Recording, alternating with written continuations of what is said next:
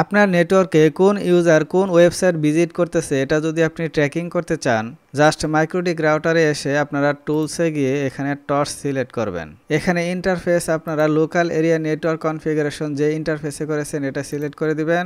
এখান থেকে source address, এখানে আপনি যাকে ট্র্যাকিং করতে চাচ্ছেন তার আইপি অ্যাড্রেসটা দিয়ে দিবেন। এখন এখানে স্টার্টে ক্লিক করবেন, করার পরে এখানে ফলো করবেন ডেস্টিনেশন অ্যাড্রেস লিস্ট। তো আমি এটা টেস্ট করার জন্য আমি একটা ওয়েবসাইটে ভিজিট করি।